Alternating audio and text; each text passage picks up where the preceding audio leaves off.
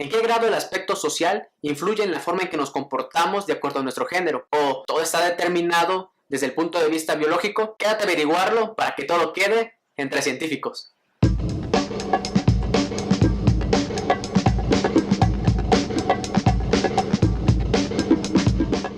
Hoy nos acompaña Xiomara Velázquez Landa. Ella estudió biología en la Universidad Veracruzana y actualmente estudia el doctorado en investigaciones cerebrales por la Universidad Veracruzana. Asimismo nos acompaña Francisco Sáenz Vázquez.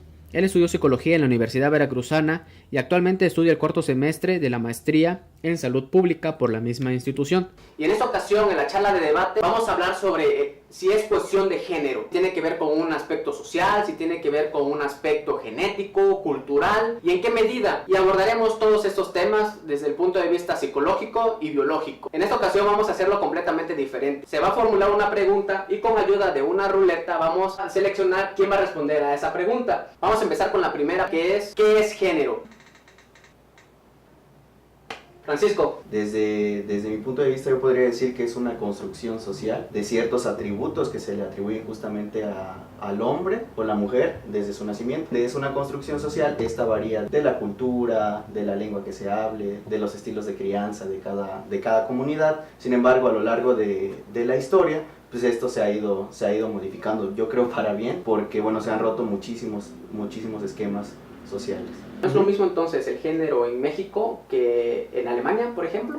Por supuesto que no. De hecho, se vive de manera diferente. Sí hay variaciones muy marcadas. No conozco la cultura de Alemania, pero sí te puedo hablar, por ejemplo, de una investigación que se hizo, de hecho, sobre los estilos de crianza, las masculinidades en hombres mexicanos, brasileños y en Reino Unido en general, ¿no? Sí comparten muchísimos comportamientos, pero hay unos de los cuales disentimos como cultura mexicana. ¿El género no lo podemos dividir entonces como femenino y masculino? Se dividen así socialmente.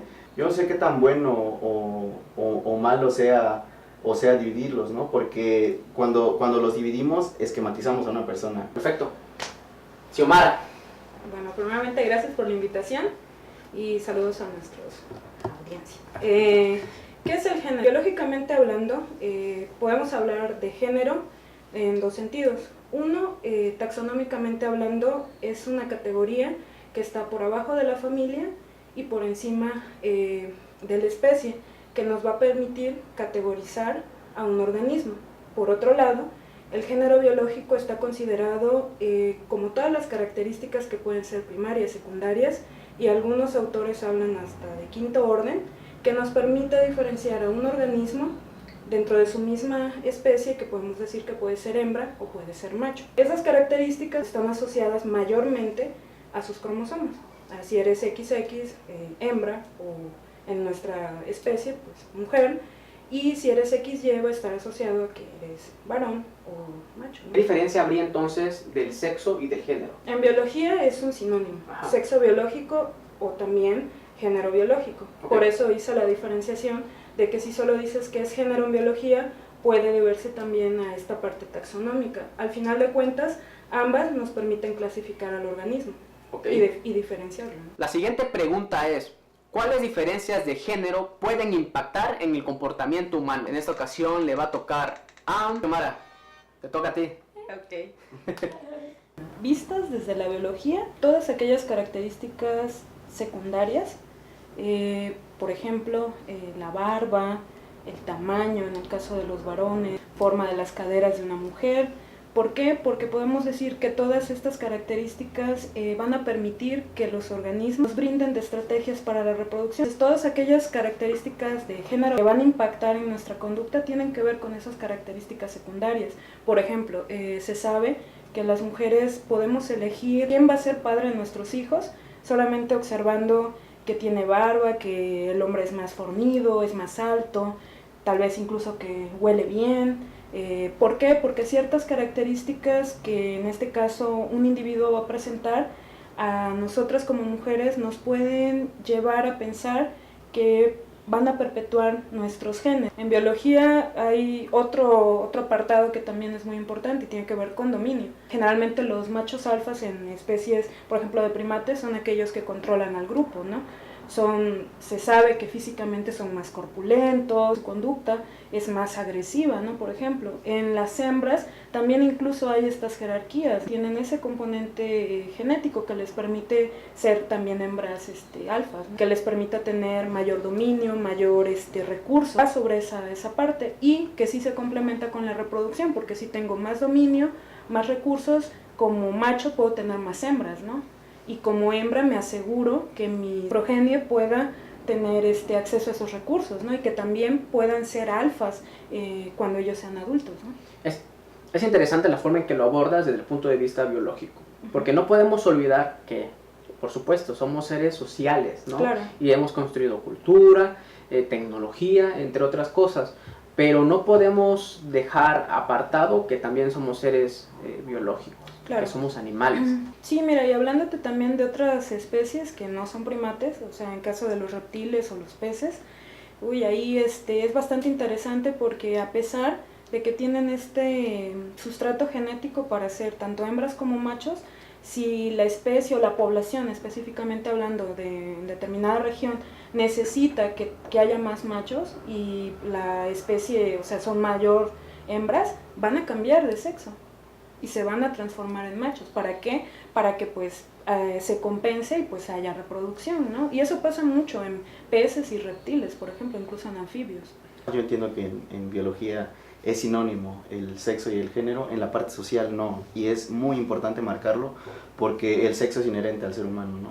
Es decir, está la parte hombre, macho, mujer y hembra. El género es una construcción social y por ende tenemos toda una gama, ¿no? de matices de colores, donde entra lo lésbico, lo homosexual, lo transgénero también, que tiene que ver con la modificación biológica de la persona.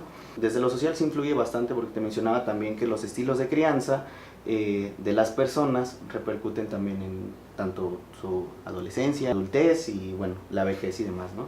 Entonces la manera en cómo una persona se va desenvolviendo tiene mucho que ver con esto, o sea, es decir, va a estar delimitado, muy marcado desde la crianza, supongamos, de sus padres. Si este niño crece, por ejemplo, con un papá que se dedica al campo y que es un hombre bastante rudo y que es un hombre que no comparte los roles en casa, seguramente va a crear a un hijo bastante machista, por así decirlo, que no comparte también los quehaceres de la casa, los cuidados para con sus futuros hijos, y solo se dedica, por ejemplo, al rol del trabajo y a esta acción de proveer, ¿no? Que los hombres, la verdad, lo tenemos muy, muy, muy marcados. En cambio, las mujeres, como tienen un estilo de crianza totalmente diferentes, se dedican más al cuidado del hogar, al cuidado de los hijos, a los quehaceres de la casa. Esta creencia errónea y que tiene marcada también mucha violencia va creando ciertos constructos sociales dentro de tanto del hombre como de la mujer.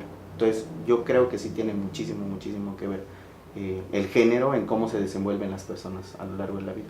Pero ¿en qué grado o en qué medida o bajo qué funciones el aspecto social puede influir en el aspecto genético que terminará manifestándose en un comportamiento?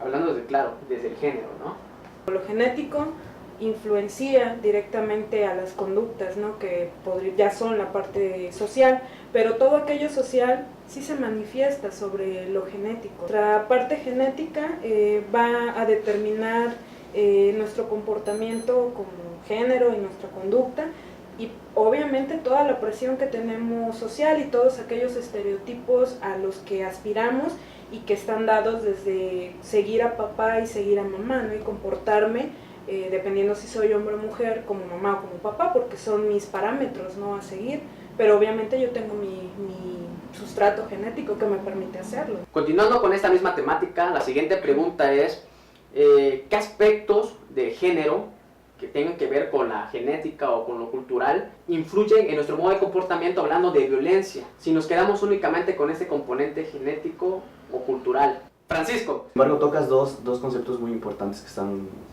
correlacionados, la violencia y el machismo, ¿no?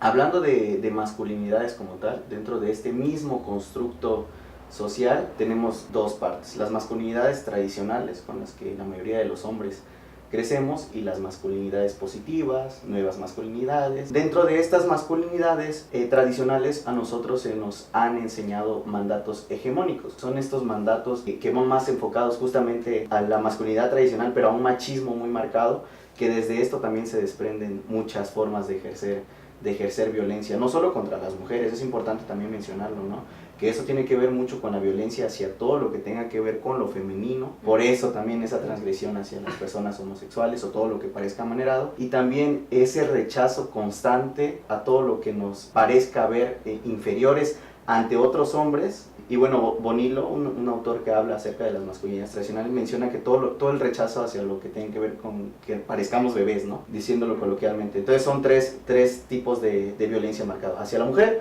hacia lo femenino, que tendría que ver como hacia lo homosexual, y hacia los bebés. Todo lo que parezca que seamos bebés ante otros hombres. Entonces yo creo que mucha parte de la violencia de los hombres tiene que ver con estos mandatos masculinos tradicionales con los que vamos creciendo. Yo también trabajo con hombres, hablo mucho de la intencionalidad con lo que se hacen las acciones. Creo que para comentar tus problemas de verdad se necesita un especialista, un psicólogo. HR Vida es una de las instituciones, hombres responsabilizándose de su vida, trabajan aquí en Jalapa, y bueno, ellos tienen horario los miércoles para asistir y justamente trabajar, ¿no?, con estas masculinidades tradicionales.